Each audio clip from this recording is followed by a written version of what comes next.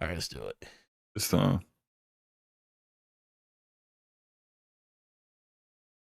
Yo, what is up, guys? DPS Podcast episode 65 is here. We here after a long hiatus. 2 weeks. Look, some people say that the show must go on. Some people say no days off. And I'm going to tell you, we got families and we got jobs and we needed time off because the holidays was kicking both of our butt. But it's great to be back here with you guys. Really missed you. And let's get into it. So first, I want to announce the man, the myth, the legend, the man of many slaps, the man that has posted a actual video on his channel since the new year. The one, the only Slumbo Backslap. What is going on with you, sir? How you been? Hey, I'm good, man. I've been pretty good. It's been a good day. Had a good stream earlier today. Some things happened during the stream. We'll talk about it later. Oh man. But no, it's been good. Been spending a lot of time with family. We did have a little bit of a COVID scare a few weeks ago. That's all cleared up now, though. We're good to go. I've been good, man. Been enjoying games. Been playing a lot of Tales of Arise. Really liking that.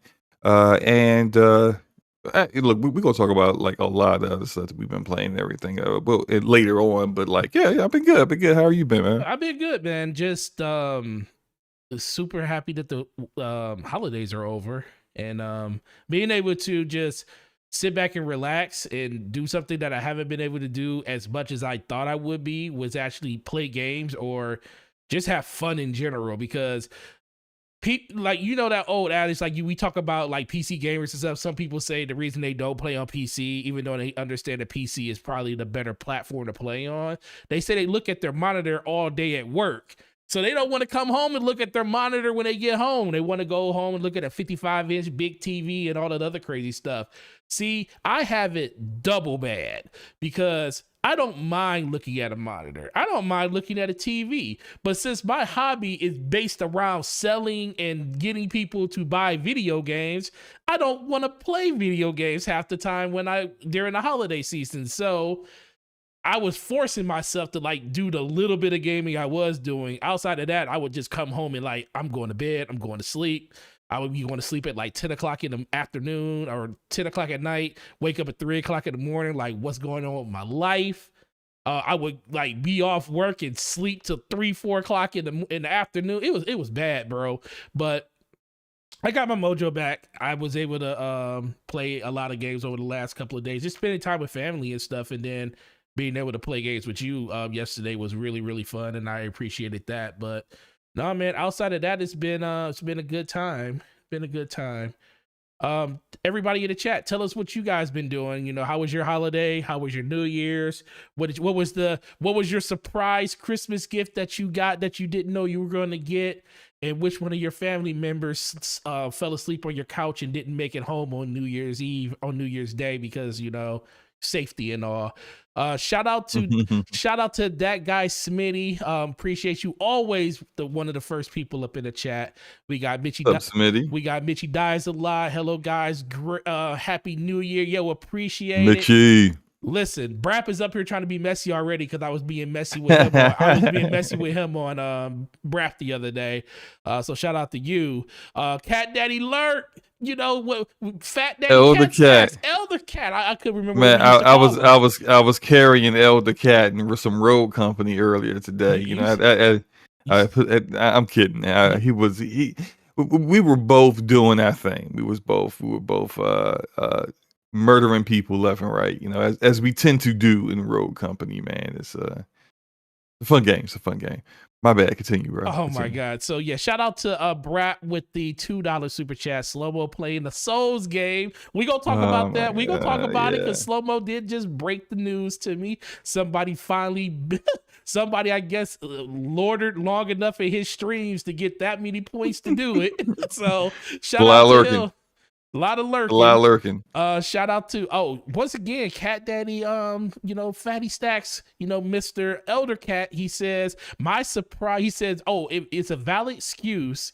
My PC is Invalid excuse. invalid excuse. My PC is on my 55-inch OLED now. Listen, man, just watch for burn in. That's all I can say. And he said my surprise gift was a pregnancy scare. Oh Lord. Was that a Christmas gift or was that a New Year's gift? That's the question, because New Year's, I can see something like that actually going down. And then we got Spider. Shout out to you in the chat, man. So yeah. So Slomo, it's been a couple of weeks, man. Other than just playing games and Tales of Arise, like, what was so since we're going to wrap up 2021 right now, because we're in 2022 is already starting out crappy for some people. Let's bring a little bit of love to their life and let them remember that all of 2021 wasn't that bad. So what was something that you were super proud of in 2021 that you want to carry on into 2022? This may sound weird, but I played less games. So my one of my goals for 2021 was to play less games. In 2020, I beat 41 games. So if I told you that list, you would see some really great games in there, and you would hear some games that'd be like, "Yo, Slumbo, what is that? What is that game?" And I would just be like, shuddering in the corner because I'm like that game traumatized me, not because it was like scary good or because like that's the intended effect of what it was supposed to do to the gamer. I got some PTSD from somehow how bad some of the games I played in 2020 were. So my goal for 2021 was to play less games, and if I beat games, they're games that I'm thoroughly enjoying. And I think I accomplished that. Beat 33 games. And I generally just played what I wanted to play and had a good time. Started streaming. That wasn't really a goal for 2021, but I did it. I think it's going pretty well. I'm having fun with it. This Saturday, I don't know how much fun I'm gonna have this Saturday. I imagine everyone else is gonna have more fun than me when I play Dark Souls. Demon Souls this Saturday. Oh, so you are. So that I was gonna ask you, did you decide on which Dark Souls you were gonna play? Well, I left that choice to the person who redeems the points, because I kind of figure, like, if you redeem, if you're gonna redeem 50,000 channel points, and have me play a From Software game, like I have like these goals in my channel points, and it's like, I think 35K is like most of them are all based around games I really don't want to play. But people want to see me suffer, so sure, why not, right? Every now and then, I'll go ahead and take one for the team. Like I got Resident Evil Village in there. Not saying Resident Evil Village is a bad game, but I'm not into Resident Evil like that because I'm not into scary games. No, not at all. Like, I don't understand why people want to play games like that. Don't make any sense to me. But I got the game was on super duper sale this holiday, so I went and picked it up. What else? There is platinuming Bugsnax, since people want me to go back to Bugsnax, which I'm not really trying to do either. But yeah, sure. If you want me to platinum that, like, that's 100K. Like, so I got little things like that. But like from playing the From Software game is 50K, and T-Rock has been grinding them points out for a minute. Shout out to him. He got the points, and here we are. So like I made sure to give whoever would redeem that the choice of which game I would play, and he chose Demon Souls. So I said, cool. When that notification popped up on the screen, that he give you any forewarning that he was doing it, or did it just pop up and you were like, yo? I was actually playing Road Company with Elder Cat, and I every day, like I play the game, and when I die, which isn't frequent, in Road Company. But anyway, let me stop. When I die, actually, I'll take a look at the chat to see what's going on. See if someone saying anything to me. Converse with the chat and everything. And then I see, and I said, it says redeemed 50K point. I was like, here we go. I mean, like he been like kind of like taunting me with it for weeks. Just like we be I'd be in Erica's stream and everything, and like T-Rock would be like, "Hey, slow mo, I got 700 points left. Like I need 700 more points, and that's it." I'm just like, all right, man, I got you, I got you. But it's just it was fun, man. It was fun. It's going to be a good stream, I think. You know, we'll see what happens. I know I'm gonna get bodied. You know, I that's know the all of way. your streams that you don't want to do are some classic streams. I mean, it's worth the price of admission. I will say that. Yeah, that damn Bugsnax stream. Oh, That was that was great. Death Stranding. Like, yeah, some of these games, man. Like, I don't know why y'all like torturing me, but it is what it is. It's gonna be cool. They want you to We'll have a be. good They want time. you to be version 2 of Kid Smooth. No, it ain't happening. I That's mean, what they like want you to do. I'm not. Shout out to Smooth, but I'm not punching controllers or or You, anything like that. I'm you, good. you just haven't done it yet. That's all that is. I'm not going to do it. Is what's not going to happen. I'm not breaking any controllers. That's for sure. I mean, I got an extra dual sense, from my the bundle I got my PlayStation 5 from. But I mean, I'm not trying to have to put that to use. Is what I'm Tell saying. people where you got that bundle from. Coles? What came in? Coles, yes. Coles? Coles. How much Coles Shout out to cash did you Coles. use? No, actually, I had never shopped at Coles before that. I just like saw something online that people were like, "Yeah, Coles is selling PlayStation 5s," and I was like, "Okay." The clothing store? Yeah, right. I'm like, all right, whatever. Let me just check it. And then when I saw it was true, I was like, well, bet I probably got like one of the last ones too, because a lot of people were getting their orders canceled. But mine didn't. I was just waiting like on pins and needles for like a good like 3 days before I I finally got remember the confirmation. Yeah, I was you man, was I telling was me about that to they be were hurt. out there canceling them. You said, man, I hope they don't cancel my order. And then when you said yes, I got my PlayStation 5. I was like, good, you can leave me alone now. Gregor says Death Stranding is a great game. Slow mo is just afraid of a game where you have to watch your step. Gregor, if I'm afraid of anything, I'm afraid of falling asleep while I'm playing. That's what I'm afraid of. Okay, because I there was some times when I played it last year during that challenge where I was kind of nodding. Like they put the music on. Like for you ever played Death Stranding? I have. And I almost did exactly what you did. Yeah, look, man, you be walking and then like the music starts and it's like, hey, I gotta admit, it's good music.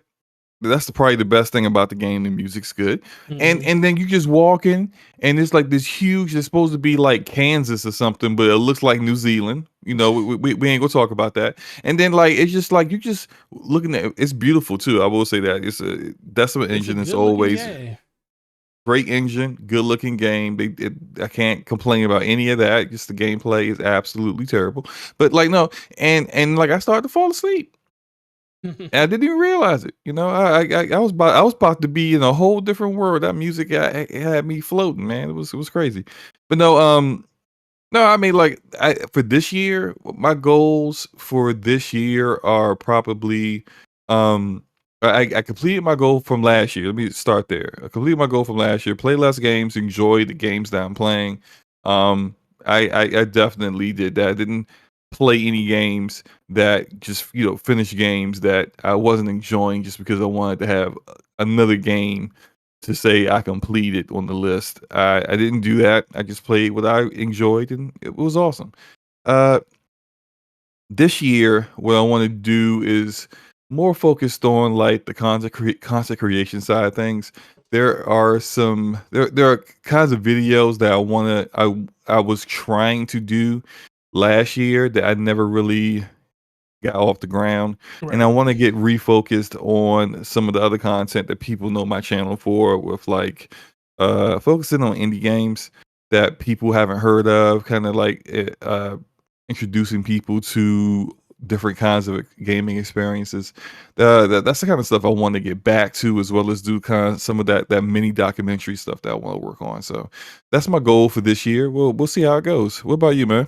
First of all, Gregor out here being messy. He said, he said that's what it looks like that way for story reasons. Old people fall asleep to music. Hey, I Uh, can't even.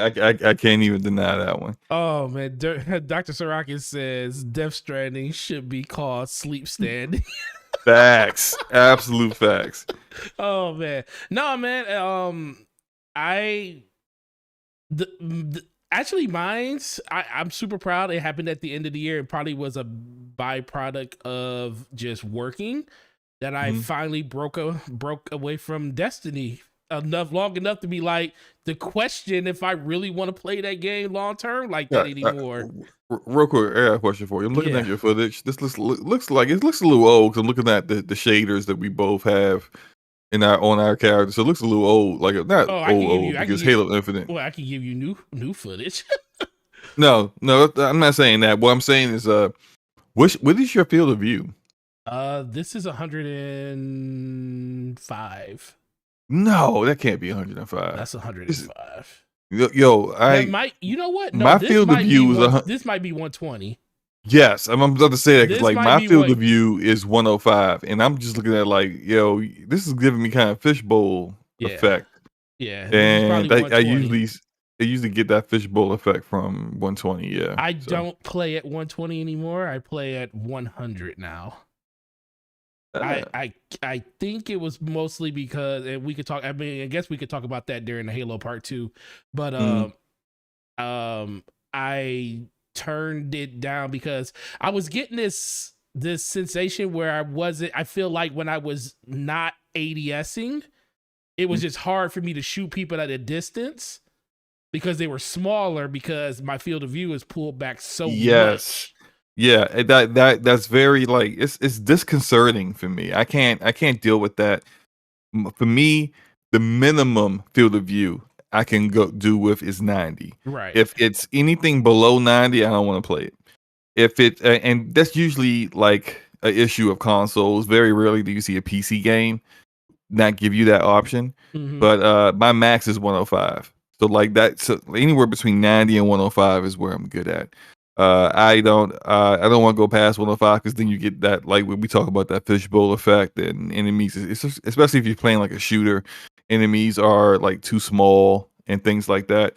But if you are if it's 105, it feels good for me. Right. Yeah. Yeah. Like now, what you're looking at now, I believe is 10. Like on the screen now, I believe this is 100. I think it's 100, or it's either 100 or 105. It's not 120 anymore. I'm like, yo, I can't do that no more. But no. But when you were talking about it, it mostly just comes down to um, I just been I finally got away from Destiny enough to the point where I can say Yes. I got away. I Yeah. ran away. Let's yeah, finally. I Let's ran let's talk away. about Well, that. no, Yeah. I'm still gonna go back and play. No, I'm just no, not. No, no. no, I have to You go. don't No, need to do listen, that. listen. You Luca and Taz. don't Those are don't don't, those are don't my bring them into people. this. We No, talking I about had you. listen. Those are We're my talking about people. you. So we got to play Destiny. Forte. Me No, telling. you don't have to Yes, play. we do. They can find a new person No, they to play can't. I don't want Destiny. them to Yes, they find a new can. person. I like being with them. They're my friends. It's millions of Destiny crackheads still playing that game. They can find somebody. They'll be good. Millions of crackheads. Listen, but no, be happy that I broke away to the point where I feel like I can actually just not play the game on a consistent basis every day. And this gun sucks in this game, just saying. But Yeah, it does. the Yeah. Ravager, that thing sucks. It's the worst weapon in the entire I'm game. like, what is this thing? I will say this though, and I've been saying this on on Twitter a little bit. I noticed when I play Destiny, I said Destiny. Halo Infinite. When I play Halo Infinite is probably out of all the not just first person shooters, but shooters, competitive shooters. Mm-hmm. It's probably the most skillful, I think. I Mm-hmm. think it requires the most skill out of all of the competitive shooter kind of games. Because I know this when I play it, it's it's way more difficult to dominate. Mm-hmm. I'm not saying I always dominate, but I feel like I do pretty well. Um, but then like I always feel like when I go back to Road Company or I play a different shooter, I go back to Splitgate, like I am like I'm freaking John Wick. Like it's just it's like it's ridiculous, and it's just like, yo, what it's almost like it's been training me to just like, level up a little bit, get a little bit better, which I appreciate. It's I mean, shoot, like I guess we can just roll into the first topic since that's the first topic. Yeah, Are you still playing Halo yeah, Infinite? let's talk about that, man. So a lot of people have fallen off the Halo Infinite bandwagon. Actually, was going to look up. I forgot to do it. I was going to look up the Steam. The Steam concurrent numbers. Yeah. I have Steam up too. I always have Steam up, and I'm not even on it. Yeah, while you're doing that, but yeah, so a lot of people, Halo hit with a bang on November 15th for the anniversary date. A lot of people were excited to play it because multiplayer was made available for everybody to play right then and there. We still had to wait for campaign, but that was fine. And a lot of people were playing it and enjoying it. I know a lot of people in our community on Twitter and everything that truly enjoy everything that's going on in the games, but it seems to be a major drop off happening for this game at the moment right now. And I definitely want to get your opinion and also your guys' opinion in the chat. You know, if you're still playing Halo Infinite, why are you still playing? Are you enjoying it? How is the progression going for you? And honestly, put it into the chat. What is your seasonal rank for your battle pass or whatever your That's actually a really good question. yeah, what's your seasonal rank? Because I know that's part of the reason why a lot of people probably have fallen off because they just don't feel like the progression is there. So definitely, as we're talking about it, put that stuff in the chat so we can see it. We also got a $5 Canadian super chat by our homeboy Ramon Terrell. Shout out to you, brother. Sup, guys? What's up, Ramon Terrell? What's up, man? That's our Hallmark Channel right. Hallmark Channel actor of the year. That's right, man. I told you. Yeah. Shut up, sup, guys. Got Hades and intermission slow mo, but first I want to finish watching Arthur Dies of TB Wild, following a raving idiot. Size much love, Forte. I appreciate you, bro. We also got the Ashen Luca, the Ashen Lucario, the Ashen one, the Scumcast Princess Supreme. What's up? How you doing, girl? What people don't understand is that in our community, most people move on to the new hotness and focus on other games after a few. I still play Halo. She does. All right. Yes, she does. Me and her played it today. And guess what, Slow-Mo? Just because she plays Halo, and look, she's season rank 100. Yeah, no. Yeah, she's season rank 100. She out here living her best life. But guess where she's going to be at on February 22nd, Slow-Mo? Do you know where she's going to be at? Till you take a guess? I don't know. Why don't you tell She's me? going to be on Destiny. You know why? Because Destiny is still Bay and it's still Heart.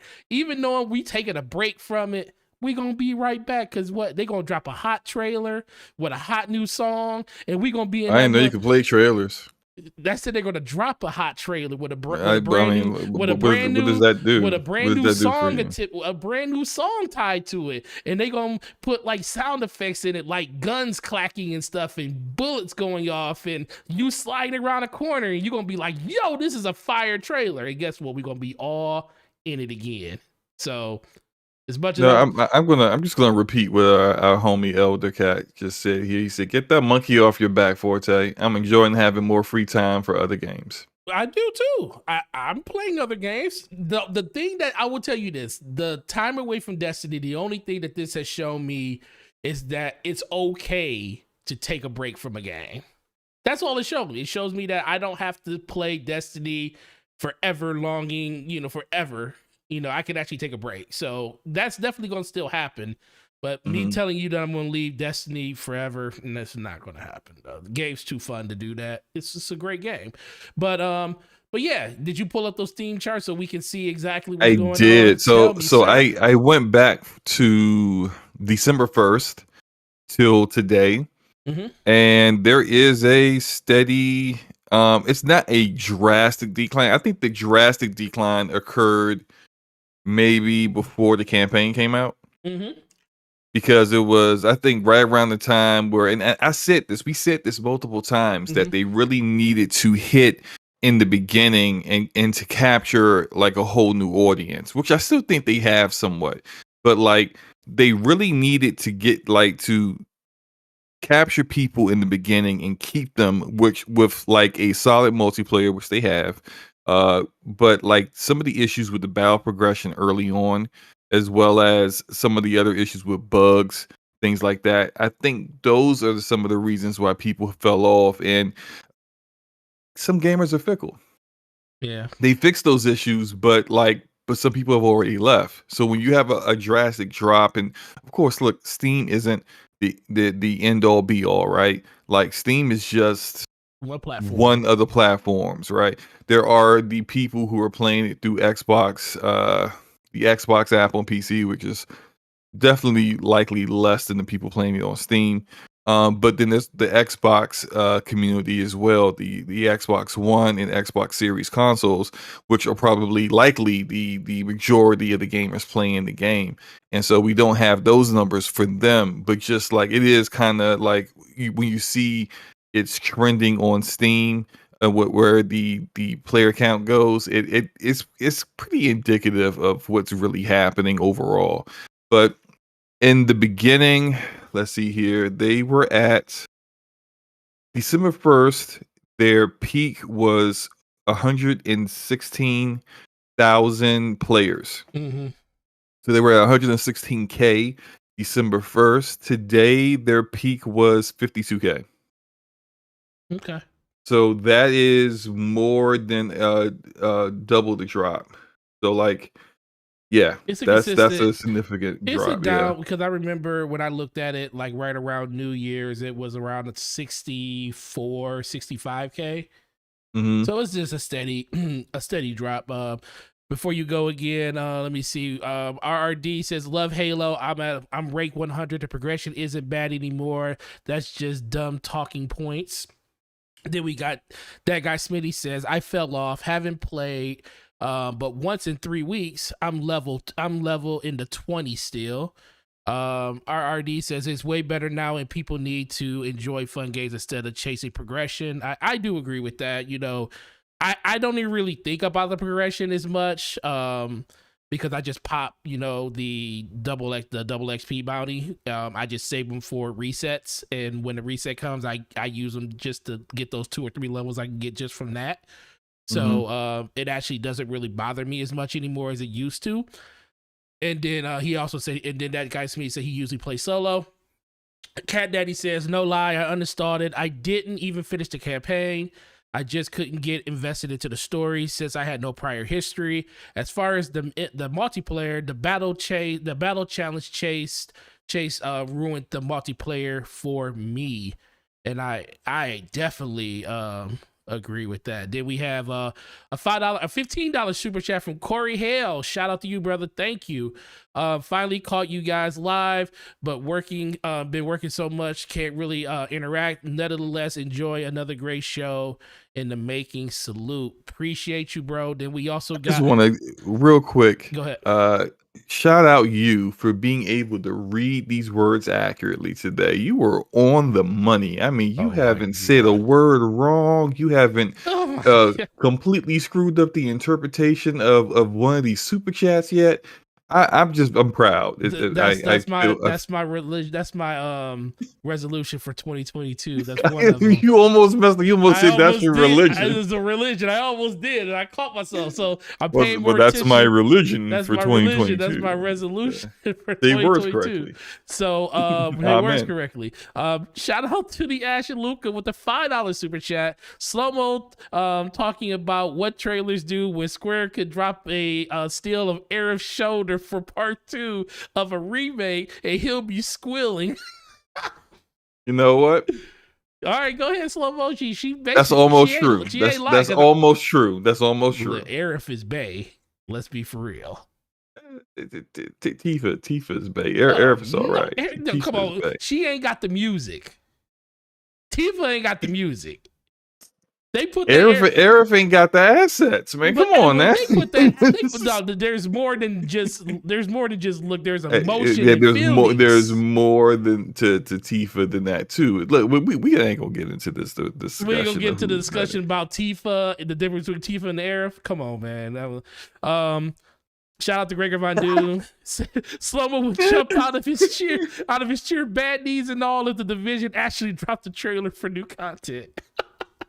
No, I wouldn't. I would do that if they said we got Survival 2.0 coming out for Division 2. I will reinstall it ASAP. And we would be and I would be playing that for like the rest of the year. But you know, like I know you would be. UbiSoft ain't gonna do the smart thing. I mean, like it's not happening. Carlos Avero, he said Battle Pass Max campaign complete on Legendary rank. I'm Diamond rank 3. Shout out to you, bro. Right, yeah, okay, the casuals Carlos can't get into Big Team Battle. Yo, listen, Big Team Battle's still broken. We do know that. If you're trying to go in there with more than 2 people, you might as well just turn off your Xbox and say, hey, we just ain't gonna be playing together.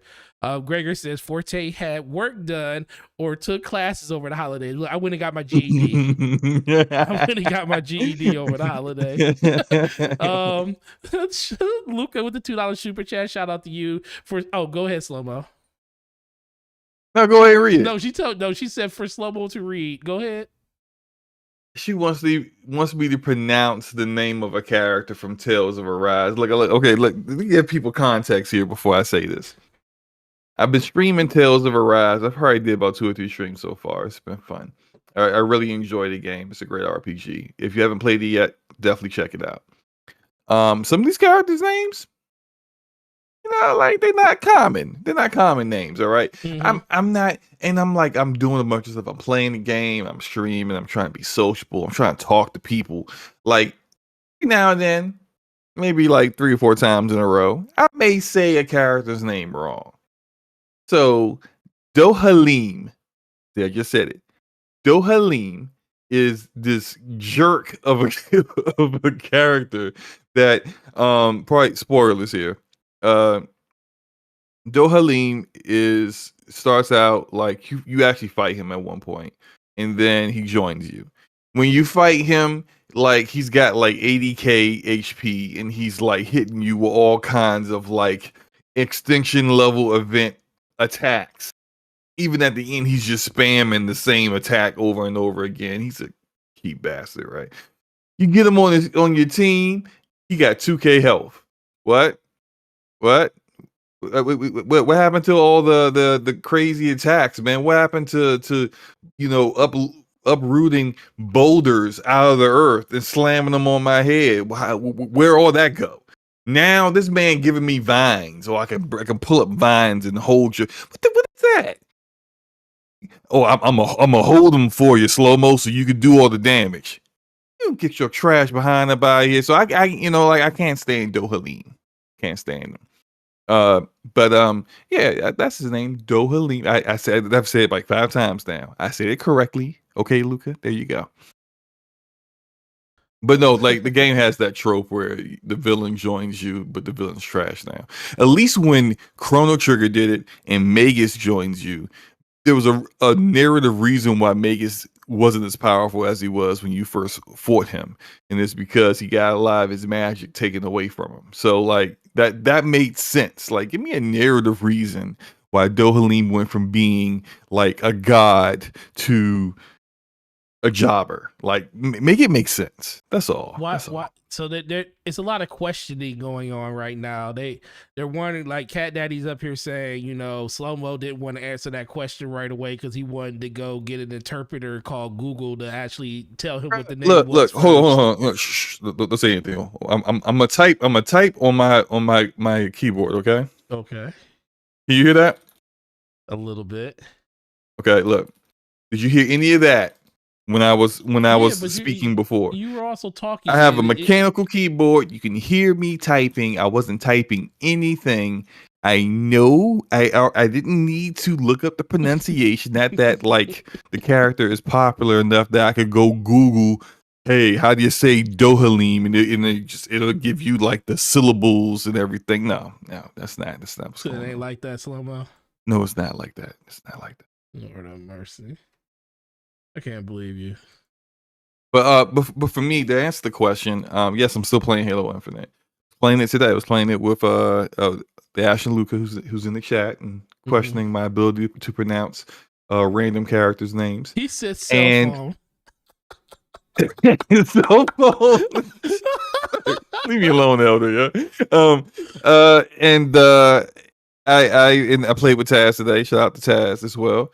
And yeah, I don't play every single day. Although I do think like out of 7 days out of the week, I may play like 4 or 5 days. I'm at level 91 on the battle pass, so I should probably have the battle pass finished before the week is up. I think, or definitely before our podcast next week. And look, I'm enjoying the game. I'm having fun. I haven't focused on ranked yet too much. I am ranked, but I haven't been playing it a lot. Once I hit max the battle pass, that will be my next like focus in the multiplayer, is to get get to the rank that I want to be at. I want to be at least diamond. I like to be onyx, but I ain't tripping off of it, right? But I'm tripping off of it. You tripping off of it? Heck Look, yeah, man. I see some people as diamond that I'm like, man, there's no way. Hey, but no slander. We ain't gonna slander nobody. No slander. No, I'm not saying they don't deserve to be diamond. You know, some people I see, not diamond, onyx. I see some people that are onyx that I'm like, I know I should. I think I haven't played them, so I don't know if I'm better. But it's like you instantly see certain people like they're onyx. You telling me this person's onyx? I should be onyx. That sound real slanderous, sir. No, I didn't say no names though, so we're gonna keep it at that. But I do know who you're talking about. Oh, funny thing. Let me stop. Well, that's because we had a conversation about it. Yeah, but look, no, I feel you on that. Like, I just don't care that much. Like, once I hit diamond, I'm fine. Like, then I'm just at this point, I'm just like the way I play Road Company. I play Road Company just to have fun, and I don't really care about. I do have the battle pass. I don't care about the stuff that's in the battle pass while I play. Like, it's whatever. I don't even look at like. I don't even look at like what I'm unlocking. And even today when I played it, I was really more caring about getting to max rogue rank for the character that I was using for the most part. I create little goals for myself, but I know I'll probably eventually do that with Halo Infinite's multiplayer. But it's when I said a few weeks ago that it was now a part of my rotation of multiplayer games, I meant that. When I say that, like that doesn't change. Like it will be a part of my rotation until like I run out of like bandwidth. And when I say bandwidth, I mean time in my week to play the game. That's how I felt about Splitgate, where I just ran out of time to play things. And once Halo Infinite came into the picture, Splitgate had to go. It had to go. I told you that was gonna happen anyway. You kept saying, "Man, Splitgate good. It's gonna be." It is good. You said it's good. It's not Halo. We tried to tell you that. We tried to say, "Man, it's not gonna be Halo." You said, "It's good. It's really good." And I was like, "Okay, wait till you play a real game." It's better than Destiny. Okay, whatever. Continue. Continue. You ain't take the bait. All right. But no. No. I think it's going to level out. I think like having 50K consistently. Let me go back to what they are. I looked up Apex Legends, which kind of shocked me. I do agree Actually, with Carlos. I don't know about it shocking me. Apex Legends is extremely popular, but Apex Legends, to compare a healthy shooter that has got a strong community and has been out for a few years and is still going strong, and Respawn continues to find multiple ways to kind of keep it fresh for them and keep players engaged and not leaving. Their highest number on December 1st was 201K. And today it was 217. So they remain at that 200K per day Mm-hmm. like number. And that's just Steam. That's not taking into account PlayStation network, Xbox's network, Or Origin. or Origin. That's just Steam. I think it might actually be on the Epic Game Store too. I'm not certain, but that's just like one platform, and so that's just like literally it's 4 times bigger than what Halo Infinite is right now. Now, no shade to Halo Infinite because having 50K in Steam is good. That's still really good, and if they can if they can keep that 50K, they have the opportunity to they have the bandwidth to be able to allow them to bring some of those other Mm-hmm. players to come back and play it once the new season starts, because Right. there are enough people still playing the game that when they do like awesome stuff, people are talking about it. Word of mouth gets out. Oh man, that season 2 of Halo Infinite is fire, man. You gotta come back and play it with me. People then come back and play it. If no one's playing the game, no one knows that your season 2 was great. Right. So I think even though it sucks that they had a 50% drop in the past month, it's not the end of the world. I think it's part of the fact that and I think Carlos, he kind of hit it on the head. He's like, Apex is an easier game than Halo. I think it's more It's true. approachable. I think it's more approachable than the Halo I think because most shooters are easier games than Halo, Halo. because look, Yeah. Halo, call it funny or not, Halo is a very competitive game. Like it is literally built from the ground up to be an esport. Especially with the new iterations that they have made in the game, with the way that the not ADS but the overall aim assist in the game is almost non-existent to an extent. Keyboard and mouse is very prevalent in the actual gameplay itself, but you can actually still compete against it. It's not ideal. It's also the reason why they separated the queues as much as they do when it comes to that. So I just think a lot of people are waiting for just new stuff to come to the game, and that's when you see those numbers go back up. The fact that the multiplayer is 100% free to play, and you don't have to own anything to actually get into it, really opens it up to the ability for them to just bring people or siphon people back into the ecosystem as needed. I do think a lot of it did happen, like you said, before the campaign came out, because I think a lot of people just didn't have hope for the campaign, or they just weren't interested in the campaign. And with it being a free-to-play game, more people had access to it than normally would have access. And we knew that was the goal of Microsoft by making it a free-to-play multiplayer game. They tried to get as many people in that hopper as they possibly could. And they definitely benefited from the stealth release that they did on November 15th. Do I think that Halo is going to suffer a long-term or a short death, you will say? I don't think that's going to happen. I think it's always going to be, I believe, in that top 10, like 15 to 10 games on Steam all the time. Because if you remember Master Chief Collection was up there consistently up until Halo release. The more and more information we started getting around Halo Infinite, the numbers for MCC did decline dramatically. And the closer we got to all of the flights coming out and people getting a chance to play it, you saw those numbers drop too. So I just think a lot of those people are just going to migrate themselves over. But we are in the moment where a lot of games are coming out. It's a lot of stuff getting ready to come out around the corner. We have video game fatigue. Some people played a lot of games over the course of 2022. There's still people on vacation, people just doing other things. So, and Halo doesn't have anything super new for you to dive back into and play other than log in every day and play 5 or 6 matches to get either your XP up, or when they have events where you have to play at least 1 match a day to get a free item that they're basically just putting on a carrot on a stick and saying, hey, here's this item. So time will tell where Halo's going to be. I never thought Halo would be a dead game 2 or 3 months after launch, the question is going to be, where is it going to be in March, April, May? What's the player base going to look like in May when new DLC or the new season is going to start?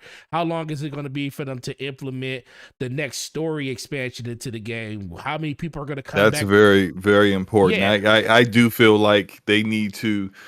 This is something that I will give credit to Destiny for. Even though like the Destiny community may feel like content wise they aren't keeping up, they do better with having consistent content that on a frequent basis than other looters do, Mm-hmm. as well as other shooters. Now, like of course, like something like I would say probably maybe Apex Legends or Fortnite might do it best, but they're not doing campaign content the way that Halo Infinite will be. And so that kind of content scheduling is more along the lines of a looter shooter. And you would definitely want to see them kind of do something on an annual basis. I think that would be perfect for them, Mm-hmm. because then it would be something that people can look forward to on an annual basis, and people won't forget the game. And I think that that's something that Destiny has kind of like perfected, making sure that they get that kind of content out, and that would be good for them. Although I don't think they can do that. I'm not certain they can do that. That's it's really really difficult to do. You need a lot of people to do that. 343 is a big studio, but even with Bungie being at 700 plus developers, they still needed support studios making some of that content in order to have them to have the same scheduling Mm-hmm. working out correctly. So it's just really really difficult to do. But I think that would be perfect. One real quick, I did want to do another comparison. Yeah, go ahead. This one is actually Battlefield 2042. Okay. Man, so Man, that game, I haven't. Do you realize you remember how much I used to talk about that game? Like, man, I can't wait for that game to come out. I'm just gonna no life that game. I'm just gonna play nothing but that in Halo. yeah, a lot of people said that. A Yeah. lot of people ain't doing it. I meant it, but I know you did, but a lot of people meant that, I and meant it. turned out to not be the case. Like when the game is broken, the game's broken. Um, December 1st, Mm-hmm. the peak number of players was 30K. January 6th is down to 12K. That's on Steam, right? That's on Steam, yeah. That's 12,000 people playing the game on Steam total. Now, thank God that's Battlefield's a big crossplay. name. It's a big name. So once DICE finally fixes the game, I can see a lot of people coming back to it. But their opportunity to get new Battlefield players and keep new Battlefield players, that ship is sailed. Mm. You still there? Yeah, I'm still here. Okay, yeah. That's it. That's all I have Oh, to that's say. all. Oh, I was taking care of something in the chat. No, I agree with that. I think the biggest thing for Battlefield for me is just I was willing to deal with Battlefield 4 and the inconsistencies in the net code and just the gameplay in general, just because I enjoy. First of all, there was nothing like Battlefield. Call of Duty at that point, I think Ghost was the game that was out at that time, and Mm-hmm. Ghost was trying to do something that Battlefield already staked their claim to when it came to bigger maps and that type of tactical gameplay, where Call of Duty was trying to adopt that, and I just didn't like the adaptation that they did when it came to it. So COD was just kind of on the outs with me at that point, and Battlefield was like, well, if I want to play something tactical, I mean not tactical, but something just more team based, it was going to be Battlefield, and I enjoyed it. And then Titanfall was my fast-paced game because that came out 2014, only on the Xbox at that time, and that was a really, really good game, and it really quelled that fast-paced gameplay that I crave from Call of Duty. Fast forward to now, we have an abundance of shooters. Shooters is one of the genres that we aren't starving for. Now, there's different types of shooters. You may be into tactical or fast-paced or arena-style shooters. There's a bunch of different ones like that. But just in shooters in general, you're not wanting for anything. So when Battlefield has a identity crisis, it basically saying that, okay, we want these open environments, these open worlds, but we're not going to have the sustainability in the net code or just the ability to have friends play together without their lobbies dropping every other game or something like that. Right. That's something that you really got to think about. And then for me, the biggest cardinal sin is why I haven't picked Battlefield back up, is the fact that the game literally was not rewarding you for hitting shots. The moment that a first person or any shooter, hit detection was I noticed that. That's when I uninstalled it. I was like, bro, like that was I just unloaded like 3/4 of a magazine into this guy and nothing, lost 0 damage. Nothing. I'm like, you know what? I'm seeing hit markers, but I'm like, okay, is this dude Super Saiyan or something? And I'm like, it was super frustrating. And I just couldn't do it anymore, and that was kind of the end for me when it comes to just my thoughts on Battlefield. I tried to log back in and play it, but it's almost like that it's like the MCC condition for me. It's like even when they fixed it, I didn't want to play it because the love is already gone. It's like what was making me interested in wanting to play that game had disappeared. It was nothing there for me to want to really hang on to.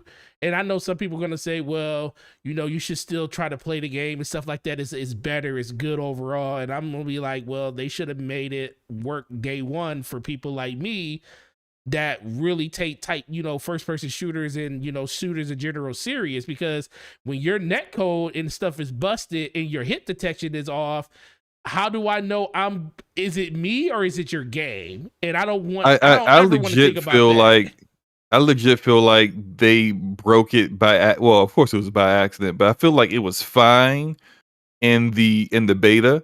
In the beta, I thought, gunplay was great. Like I played the beta and I was having a good time. It was when I think a lot of people were complaining, kind of feeling like it was too much like COD. Like the time to kill was too fast, and I think they tried to adjust that, and I think that's where they broke it, because they were trying to adjust time to kill it, and they messed something up, because it just doesn't make any sense how it was working great in the the test or whatever you want to call it, the public test they did, or whatever that beta was. I had a great time playing. It was just that one map, that one big map, and it was the 100-player thing. Was it 100 players? How many players is it? Is it 100? For what? Oh, 128. 128. Yeah, that one big map where they had a lot of graphical glitches all over the place. Oh, but yeah, you could literally see the environment clipping. Yeah, but the gunplay was solid. It was just solid in the beta. Yeah, but then like after the beta is when things broke, and I just kind of feel like they must have been trying to adjust that time to kill. Just of course, my theory here. That's why I think it was, and that's why things are broken. But I mean, look, you gotta fix those things, man. Gregor Vadu says the scoreboard is hilarious. He's absolutely right in this. The scoreboard is hilarious in Battlefield 2042. You drop over 100 kills in the final scoreboard, be like you have one melee kill. It does. It like takes this highlight, like this person had 60 assists, but okay, 60 assists, but this person over here had 160 kills. Like, are we gonna say that those assists are better than those 160 kills? Come on now. And shout out to the homeboy Game Over Brian. Game over. Yeah, we missed you, bro. Welcome back, my friends. You've been missed. I just got an Xbox Series X the other day. Hope to play Halo with you specials. Shout out to Forte, never replying to my DM on Twitter. Oh man, he just called you out. He did. He hit me up on Christmas and said Merry Christmas, and I'm going to tell you, sir, that was like the week of HE double hockey sticks for me. And I apologize and I appreciate you, bro. And I did just say Merry Christmas back to you, Happy New Year, Happy everything. I truly appreciate On you. January On 6th. January 6th, I'm telling 2 you weeks that. later. And guess what? I'm Hey gonna tell man, Merry you. Christmas. And guess what I'm gonna tell you right now? I'm gonna tell you Happy Valentine's Day a whole month and a half before it happens. So to you and your girl or whoever you hang out with, Happy Valentine's to you. Because who knows, I might miss that day too for some reason. But He will. I probably will. But no. So Slomo, what do we think needs to, before we move over to our next topic talking about Xbox and Game Pass, what do you think needs to happen between now and the end of this season to basically either keep people playing or just to bring people back in general? They need to fix the technical issues with the game. They gotta fix those issues. They need to. I think progression's fine at this point. I know they've talked about doing kind of, maybe not necessarily an overhaul, but kind of like having a more permanent solution than what they're currently doing right now, which is kind of like a modification to the current system. So, but we'll see that in season 2. Mm-hmm. But what they got right now is fine. It's kind of front loading a ton of experience for you on a daily basis, which is, I mean, it's fine. If you're still playing matches at like after your first 7 or 8, then I mean, like, at that point, it's, of course, you're only getting 50 experience, but it's no big deal, right? I think they gotta fix the reward system, man. Like the reward system is like what you get in the battle pass, and like that stuff is just like It's people plain, grinding isn't it? levels for a shoulder pad, not Yeah. like all the shoulder pads, like Well, one shoulder pad, left and right. the left shoulder pad. You want the other 5 one, you gotta levels do later, 5 the levels. right shoulder pad. Look, come on, man. Just what? Yo, just give people the shoulder pads, man. Just give them Right. both. Like, who want to be walking around? Like, what am I going to do with one shoulder pad? I ain't gonna be walking around with like a lopsided looking Spartan with one big shoulder pad and one little small one on the other side. Where your other shoulder pad at? Man, I'm waiting. You know, I got to get 3 more levels before I can get the right one. Like, what is this? Come on, stop doing stuff like that. I'm gonna echo what our friend Taz said a little bit earlier to me about, like, stop putting shaders for weapons and the Spartan skins in the battle pass. Like How about you make that stuff used to universal? be, yeah, that stuff used to be just like, I know they gave you a little bit of colors off the rip, but like that stuff used to be just you have it, it's there, like it didn't used to be something you had to unlock, where you had to, hey, stay tuned for more details, which is like what all the cool ones have when you look at them in your customizer. I think they just gotta work on that stuff, make things worthwhile to people. And some of the pricing, I understand it's a free to play game, at least the multiplayer is, but some of the pricing is a little. Well, how much do people pay Egregious? for them cat ears? Oh, it was $20. $20 for some cat. It was $20. $20 for I cat ears. and they sold a lot of them. They sure did. Sold a lot of those cat ears, bro. You want cherry blossoms to just float behind you as you sliding around the map. Like, I mean, like, That's $20 too. Wow. I take it you didn't know. Wow, that. man. I did not. They $20. I did not know that was also $20 for some cherry it's blossoms, called man. the Path Forward. That was that PAX called, and it's $20. The path forward to your wallet is what they should call it. It's a nice. It's nice. I do like it. I mean, I like the animation of sliding and the rose. It's like the cherry blossoms like come over your head and stuff. I think it's cool. But yeah, they $20, man. I got one more thing. I got one more thing, and this is also cosmetic based. Okay. Can look. I understand that you want the cool stuff to be in the store. Like, you want the real cool-ish.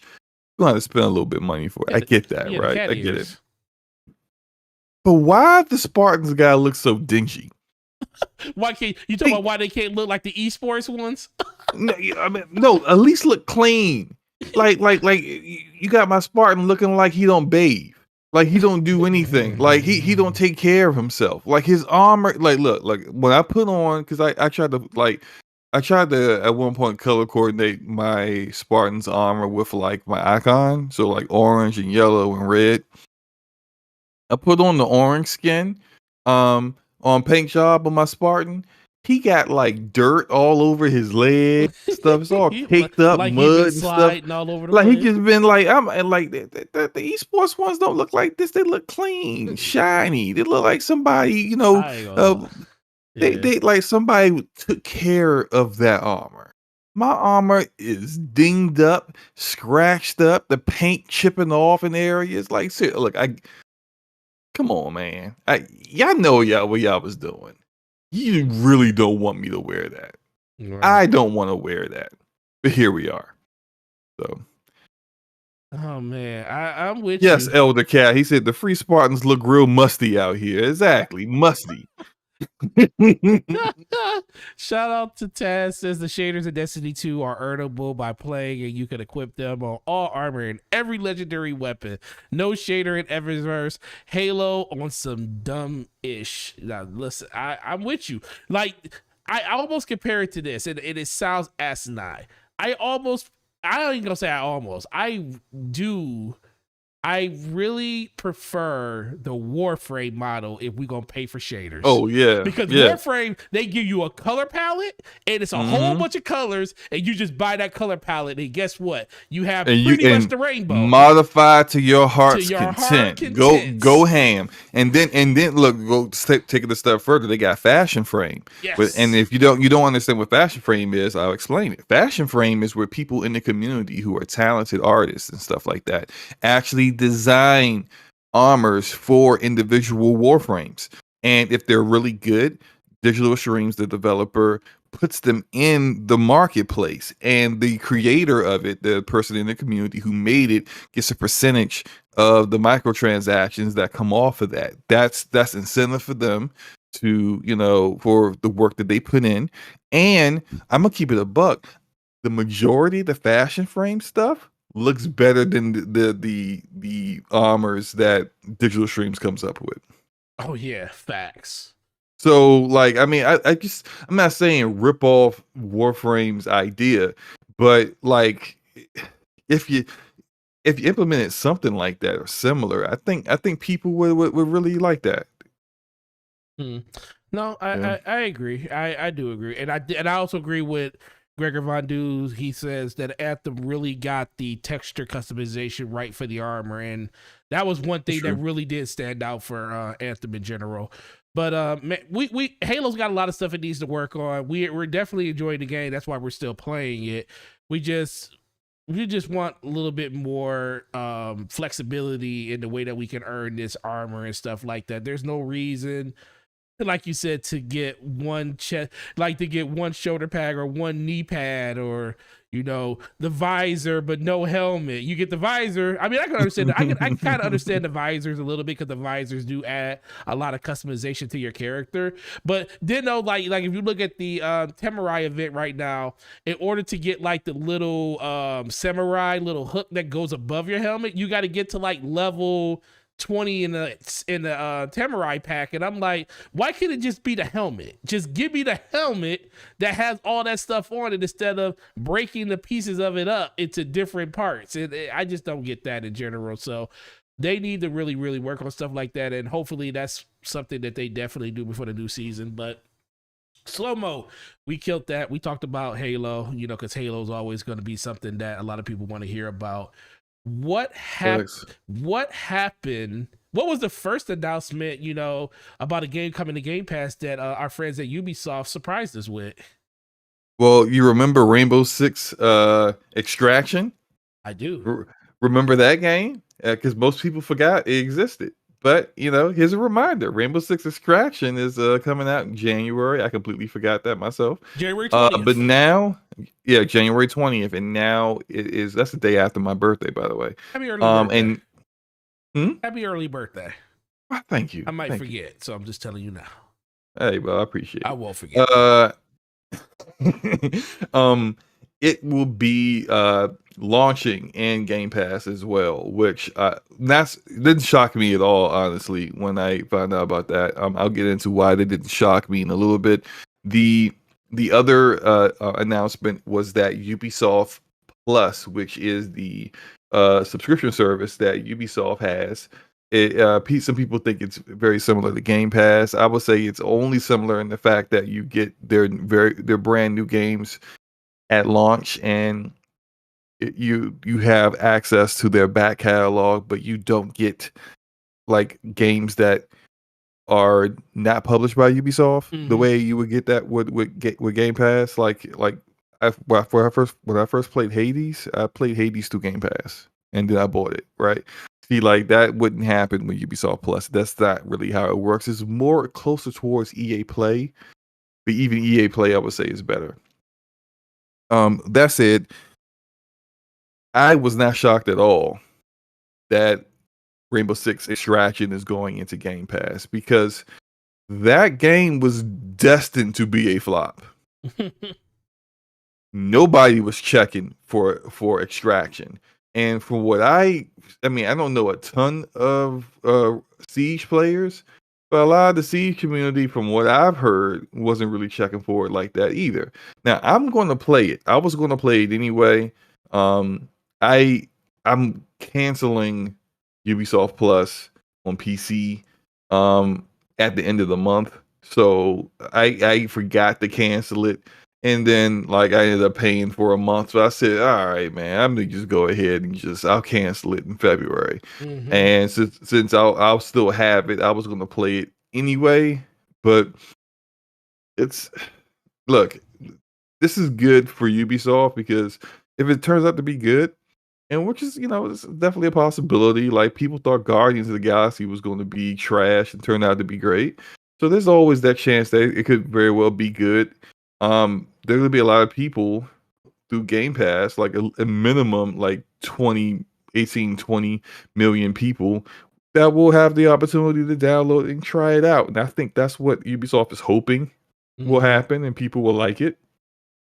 But it's I mean, like that game doesn't really have a lot of hype behind it. It doesn't really have a lot of pull right now.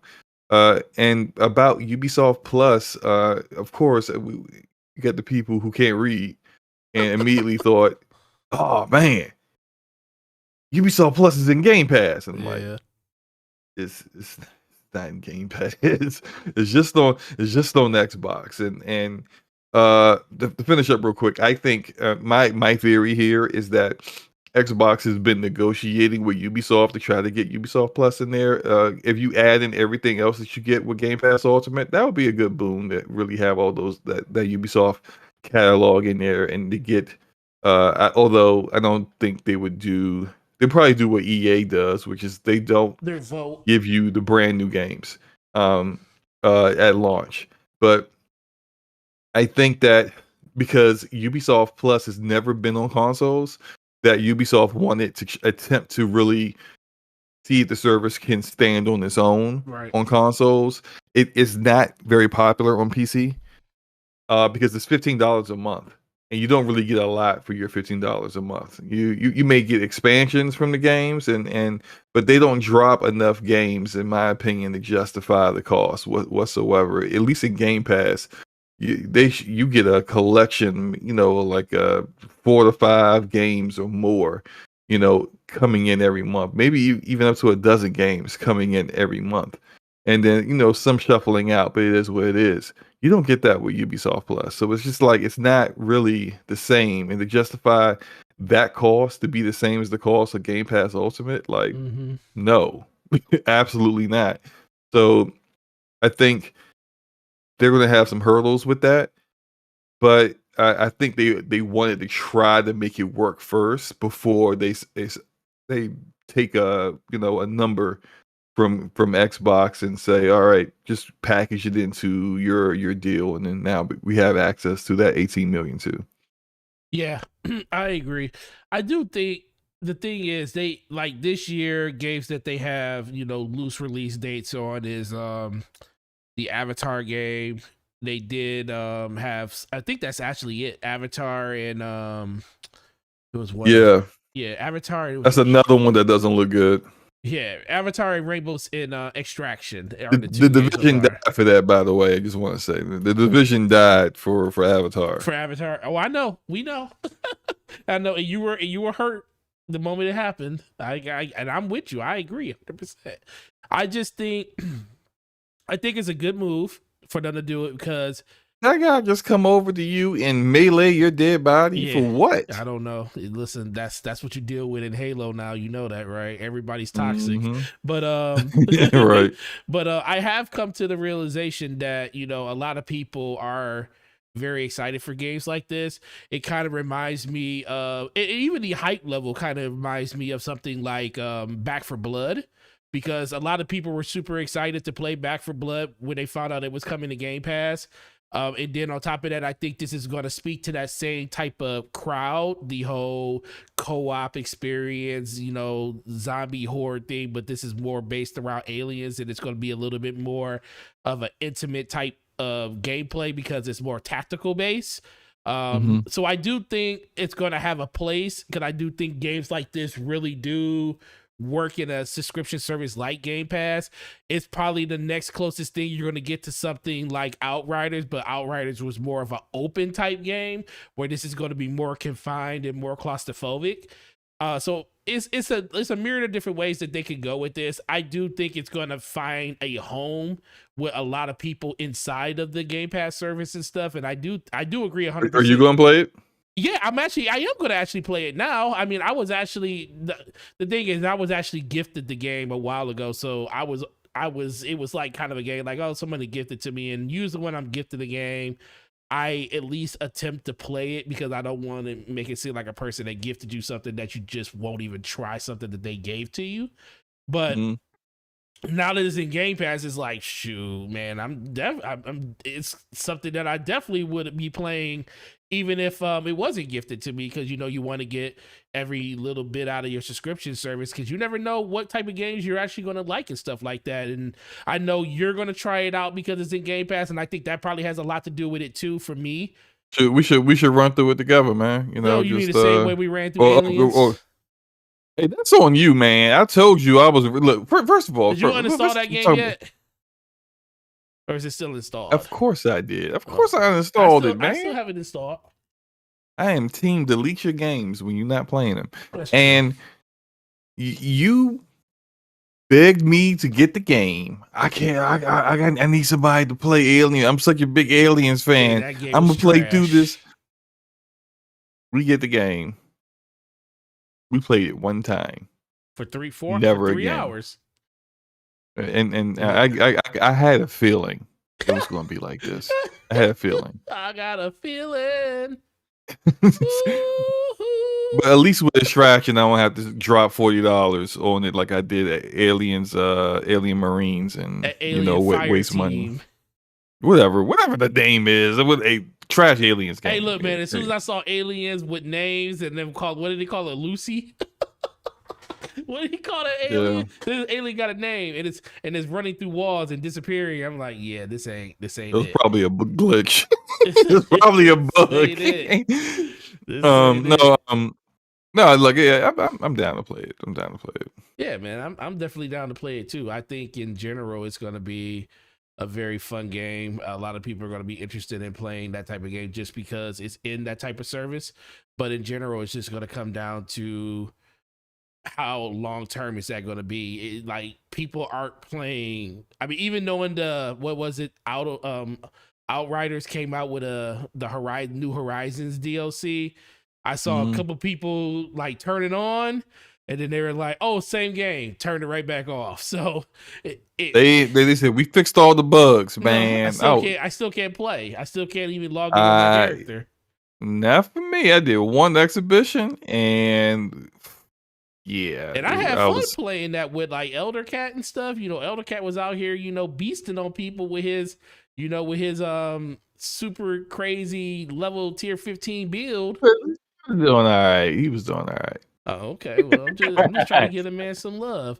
But I'm joking. He was doing great. He was carrying. He was yeah. definitely carrying So that. so I do think it's gonna speak to a lot of people. Now how long it keeps people, that's a whole nother thing. I do think it's in a really good spot in a release window though, because it does give Xbox something at the beginning of a year before the foray of games in February start happening. Oh It's man, February is yeah, ridiculous, because man. I do think it's a really good moment, a really good get for them to have something on their platform. Because let's be for real, people don't think about it, but if you're one of the lucky people that happen to have an Xbox Series X or S or a PS5, and you were thinking about this game, your decision most likely just got a lot easier, because if you got an Xbox, you probably got Game Pass either on a dollar Time out, deal or time out, something. Go time ahead. out. Go ahead. Of course, I read the third topic that you got there. The third one, Ubisoft Plus coming to Xbox, but not PS4/PS5. This a good deal, a good idea. Idea? You see Oh idea? yeah, I do see that. Yeah, deal, not ideal. Idea. Yeah, there's an L in there. Congratulations, Slow Mo. You found. It wasn't spoken though. It wasn't a spoken But thing. this is not the first time you've misspelled the channel topics. I mean the Okay. podcast topics. But I'm just look. All right, fine.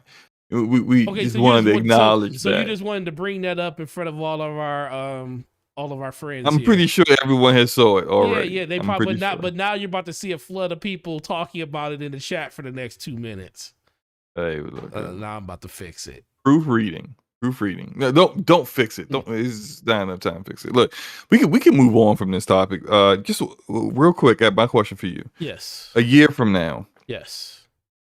January 6th, 2023, Mm-hmm. is Ubisoft Plus in Game Pass Ultimate? As its PC for in the PC form. Oh my god. Taz said, read the fourth one.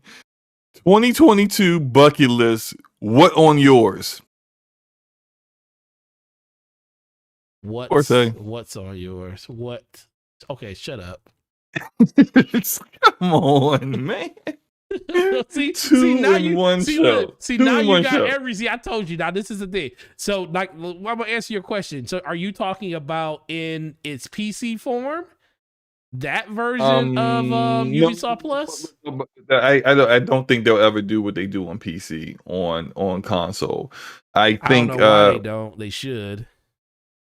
I feel like um EA does it on Steam, and I never understood. They do it on Steam, but they don't because they get the bulk of their actual sales off of console sales, so they don't want to upset that. They're fine with offering the launch games to the in the PC. service on PC, and because they get far less sales for that. That's true. But no, Okay, so if you're just talking about just I don't, a in any shape or form, in any kind of shape or form, Ubisoft Plus in Game Pass Ultimate is that a thing a year from now? a year from now, I do think it's a thing, because I don't think it's going to take off on console like they want to in a separate subscription by itself.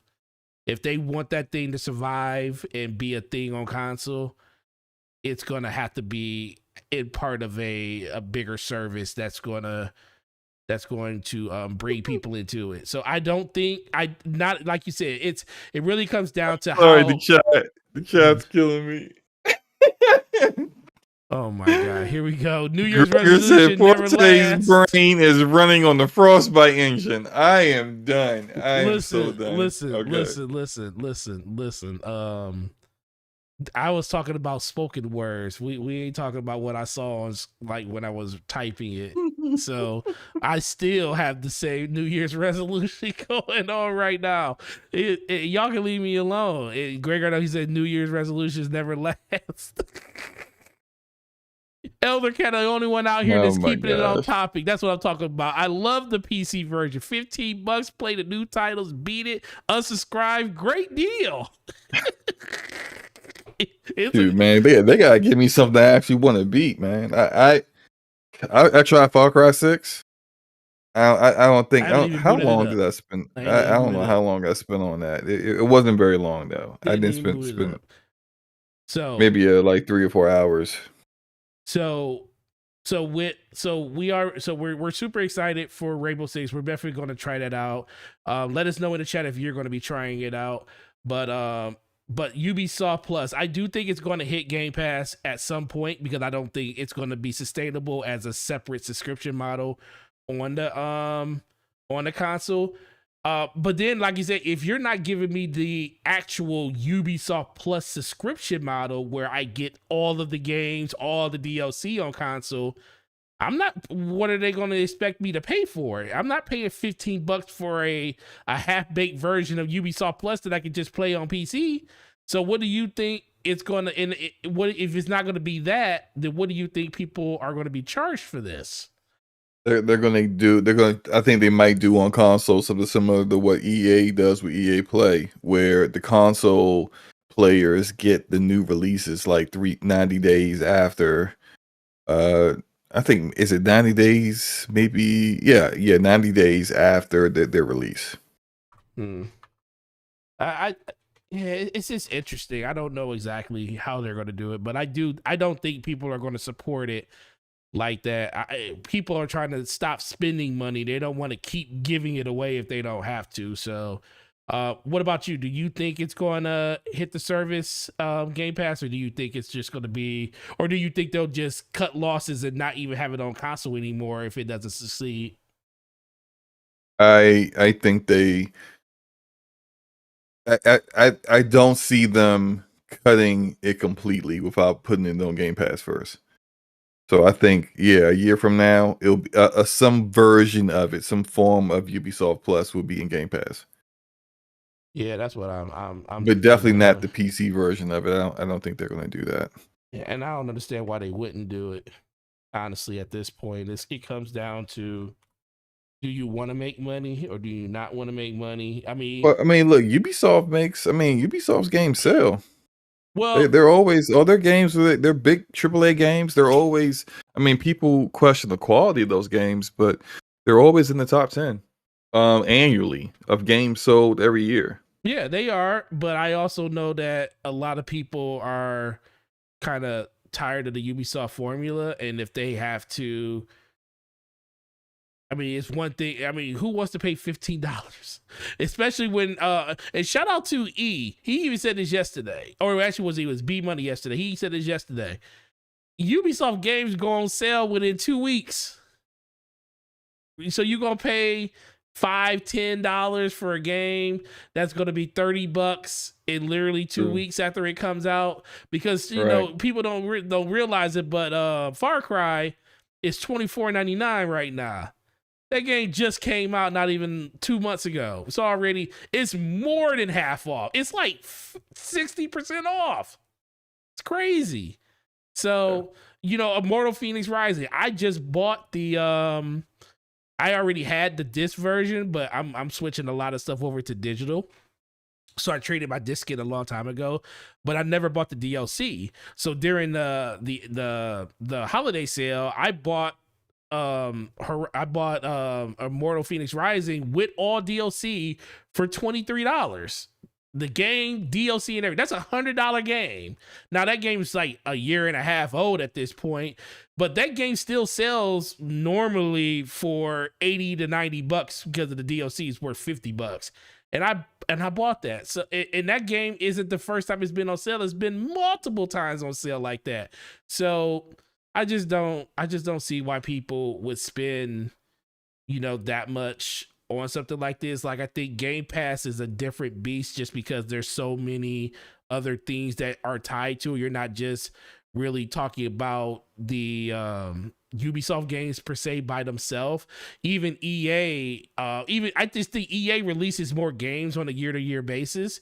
So you could kind of justify that price a little bit if you're a Madden player, or you're, a year that Battlefield comes out. Last year it was Mass Effect. If you were into Mass Effect, that was another game that hit the service, and you can always find one other game that goes with another game, and you can always say, "Well, that covers my cost for EA Pro." Yeah. I just don't Forza, see that with what's the name. Give me 1 minute. I got a little kid emergency to deal with. Yeah, go ahead. Keep going. Yeah, definitely. I'll be right back. Yeah, so I just think in general it just comes down to what are they going to actually do in this service and stuff. Oh, my wife is calling me. What does she want? Hey, babe. Yes, I will. Okay, I will. I'm about to do it.